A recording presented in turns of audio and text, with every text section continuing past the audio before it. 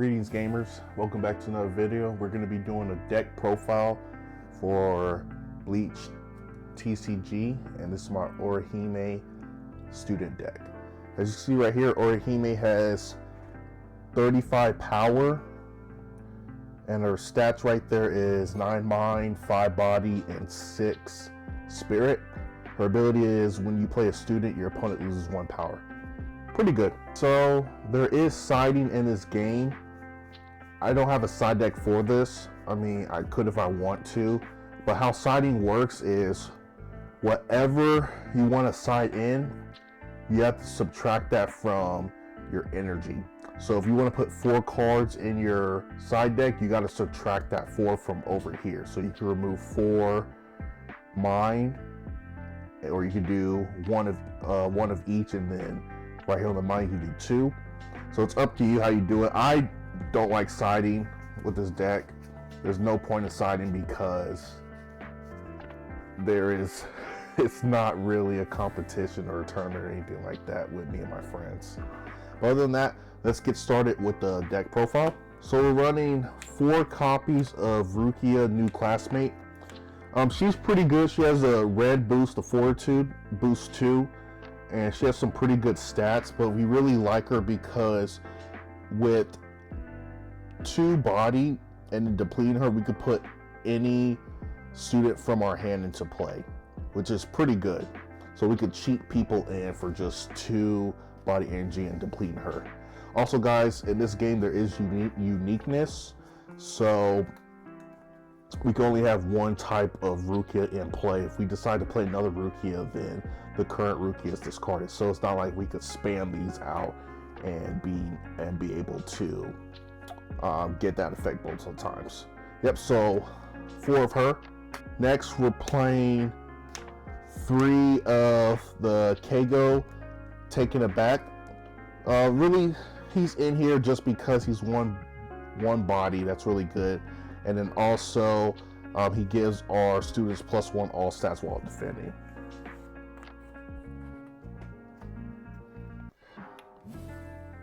Next, we're playing 2 of the Tsubaki. So Tsubaki is pretty good for an attacker. He has the ability, by depleting him and removing him from the game, you can remove one of your opponent's characters from the game, and we can only use this during the end step. Pretty good if there's a problematic character that's in play that you want to get rid of. And also we're playing 2 of these because once we go to events, you'll see we're playing this one event where if we have all of Orihime's these spirits in play, then your opponent loses a lot of power. So 2 Tsubaki. Next we're running 2 Lily. So Lily's good whenever we deplete her and Bygone and Hinagiku. This attack deals no power damage, using only 1 attack, so it's pretty good whenever we're getting attacked and we need to just defend, but we don't want to take any damage. The only thing what's hard about these spirits is you have to have more than 1 in play to get their effects. So it's pretty hard to get that off. Really, the only reason why we're playing this is because it's Orihime. That's like Orihime's attacker, and we have certain cards that can help us get them in hand so we can play them. Next, we're running 2 of the Sunos. So if we deplete Suno and Ayame, we can choose a character in our disc pile and put it in play depleted. Pretty good, nice recursion. And we're really only running 2 of the spirits, like I said, because of the event that we're playing. We don't need to run more of them. Next we have the 2 Ayames. So Ayame, really the same ability as the Suno.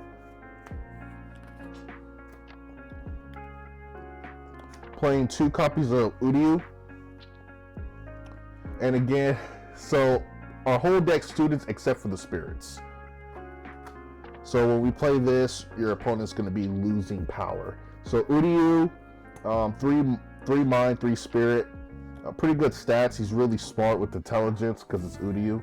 Other than that, we deplete him, we remove him from the game, and your opponent loses 6 power, and we can only use this when we have 3 or more other cute humans in play.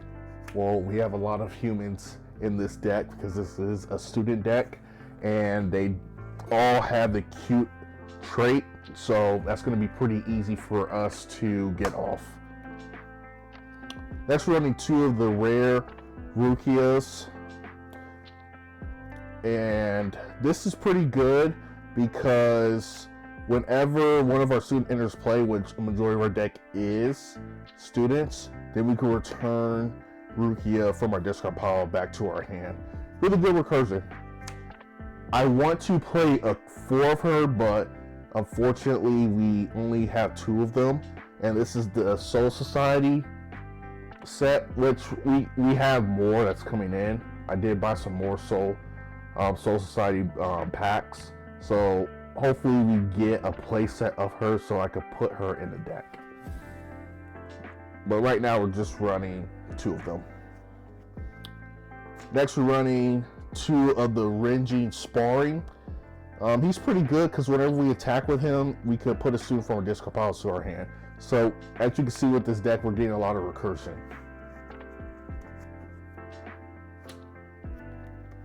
Next, we're playing 2 Momos, Momo in training. The reason why we're playing Momo is to help us give out damage to our opponent. So when we first play Momo, this will trigger Orihime, which, because she's a student, our opponent loses 1 power.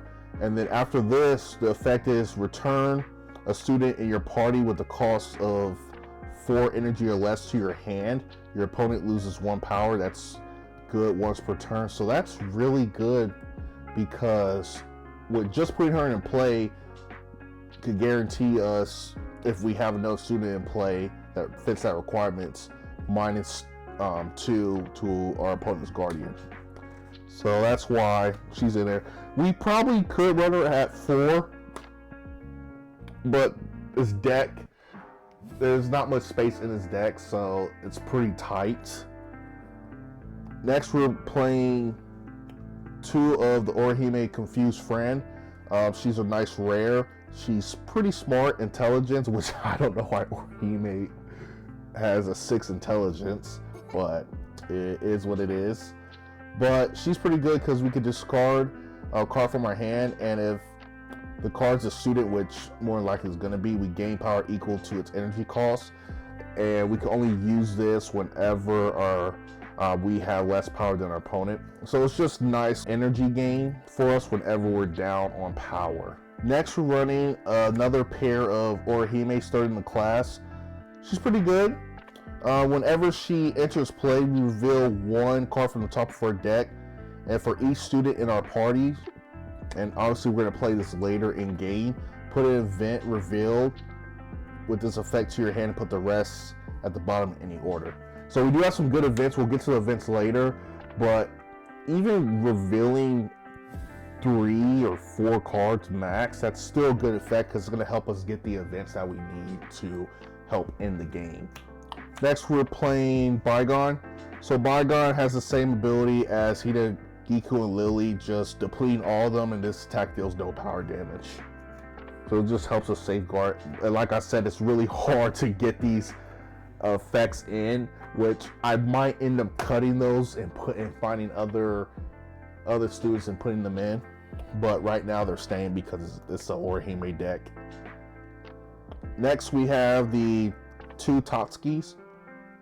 So Totski, with 1 body energy, we can renew Totski used only when your Orihime loses a battle, limit once per turn. So this never really came up with this ability, but I just like her because she has pretty high stats for fortitude and strength, so that's why she's in here, and she's also a student, so why not play her? Next, we have 2 copies of Mizuiro. So this is a pretty nice rare. The agility is 7, which is really good, and quickness of 5 is really good as well. His ability reads, return a student in your party to its owner's hand. Your opponent loses power equal to that character's energy cost. Use only on your turn, limit once per turn. Really good. So if we have a high costed card that attacks and deals our opponent damage, we play Mizuiru, return that student to our hand, and deal another huge amount of damage to our opponent's guardian. So ideally, we're gonna be using that for obviously our high costed Rukia or high costed Orihime or Tatsuki.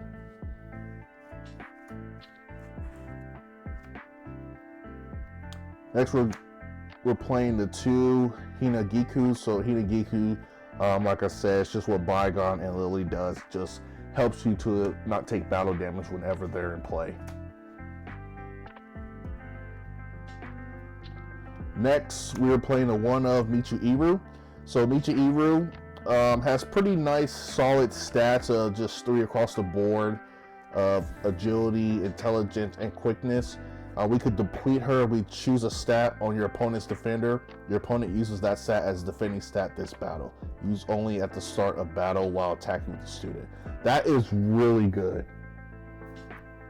Being able to choose what defending stat is going to be used is really big.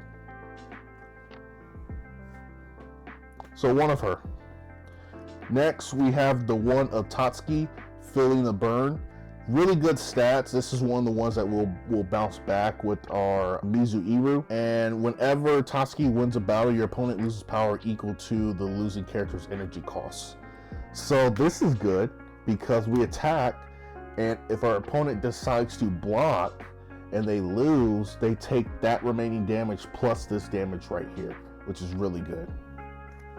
But normally, whenever I play her and I attack, my opponents aren't going to block this character unless they're able to kill it.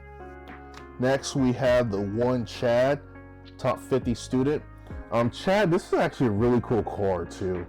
I like some of the foils in this game, but some of the foils are really bad. I like the early set foils because Score has this very famous way of doing foils where you can't read the card at all. This one's readable and I like it. So Chad has really good stats. He's smart with a 6 intelligence. His quickness is 3. His spirit pressure it's 2. And then whenever he enters play, we search our deck for an event and put it in our hand. Really good. That's all of the character cards. Next, we're going to be moving on to items. So first, we're playing 2 of the Refreshing Tea. This is a pretty good card. I want to bump this up to 4. I got to see what I need to take out. But as you can see, this is non-unique, meaning we can have multiple copies of this in play. What this card does is discard a Refreshing Tea from play, and we can renew the character this was attached to, but they can't attack. So this is really good by having this attached. We attack with the character, and then we remove this from play, and we withstand him so he's able to block next turn. Really good ability. So you could go all out and then have copies of these underneath your character and not feel the crackback because you could stand them up again so they could block. Next, we're playing 4 copies of Healing Ointment. This is in the Soul Society set. This is really good because we don't discard our character when they're supposed to get discarded. So whenever they lose a battle or anything like that, we just remove this instead. I feel like this is a standard in all decks. You should run this so you can save your characters. Next, we're playing 4 copies of Flower Hairpin. This is the card I was telling you about where it helps us get our spirits. So what this does, and honestly it's not a non-unique card, so we can only play 1 copy of these at a time. But pretty much if we have multiple of these in hand, as you can see, they cost only 1 spirit energy. We could play it and then use its effect by discarding it and then playing the other one and using its effect again. So essentially it's not really, it's a unique card, but we can use it as non-unique because we're going to be using this immediately as soon as we play it. And this searches for any of our spirits and puts them in our hand, which is really good. So that's why we're maximizing the play set of these, playing 4. So that's it for our items. So next we're going to be moving on to our event cards. We have one copy of Correct, only one mind energy, and we remove this from the gate. You could use Intelligence, your defending stat in battle. Only play when your opponent attacks. Cards like these are really good. When you're able to change the stat that your opponents that we're blocking with, it's really good, because in this game, your opponent's going to see what you could block with.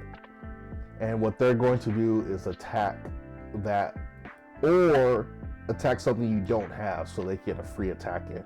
So playing cards like this where you could change the defending stat is really good, because now you could change to a really high stat that you have. And notice, guys, also if you do play this, you do change your stat. Whenever you boost, you have to boost with the stat that you change it to. And then your opponent boosts with the stat that they're attacking with, okay? So we probably should run more of these, but we only have one of them because our students are pretty smart. They have high stats for intelligence, so we should definitely play more of those. We definitely will whenever we find more. All right, next event, we're playing one copy of Protective Shield. This is pretty good because we take a -2 power damage for each attack this turn. So if we see that we're gonna get hit with the barrage of attacks, if we have this in hand, we're gonna play this and every attack's gonna be -2 to us, which is really good. Next, we're playing one Golden Cannonball. This is only limit 1 per deck, and your character gets +4 fortitude this battle. Play only during battle. And fortitude's the red stat. After that, we're playing one copy of Healing. So we remove this from the game. We reveal a character in our hand. Put a character with that name from your discard pile to your hand limit once per turn. So if we have like the bad Orihime, I know I said that, that's kind of funny. But if we have the Orihime that we don't want, and the Orihime that we want in discard pile, we play this and we can get it. Next, to each their owners with this card. I run it in all my decks, but I can see people not playing it. It's not really that good of a card if you aren't able to get its effect off and have it in hand. But it's only limit 1 per deck, and the reason why is because we draw 3 cards. But we can only use it when we win a battle. That's the thing. Now, win a battle means we have to beat in battle to actually get this effect off. If there's no one to battle, we can't use this, because there's no battle to actually win. Next, we have Deep Wound. Deep Wound's a pretty cool card. If your opponent's taking power damage this turn, he loses 3 power. I could see this being a play set of, because if you have most of these in hand and your opponent takes any type of power damage, then you could just stack this on top of it, and they could, if you have 3 in hand, then that's 9 extra damage that they're taking. Even 2 in hand will be 6 extra damage that they're taking, which is really good if you think about it. So this one, we could bump it up, but like I said, it's going to be hard to see what we take out for this. Next, we're playing one copy of Drag to Safety. Your opponent loses X power. X is equal to the number of students in your party. That's why we're playing this. If your guardian's Orihime, you may return any student from your party to your hand. Pretty good, because there's certain cards where they have good ETB's effect into the battle or into the field, and if we want to reuse that, this is a good card to use for that. Next is another card that literally can save you in a game. My friend played this card against me with the other deck and literally wiped me out, and that is Clash of the Titans. Discard all characters in play that are not in battle. Use only when you're defending with the character. I literally had an army of people with this deck, actually had an army of people, and I was gonna get off a really good attack, and then I did my first attack, and then my opponent decided to block, and he only had 3 characters max in play. He blocked with the Byakuya, and he used that attack, and he used this card and he just wiped out my whole board. So this really good card. Really good card. I'm surprised this doesn't say limit 1 per deck, because this is a really good card when you're down.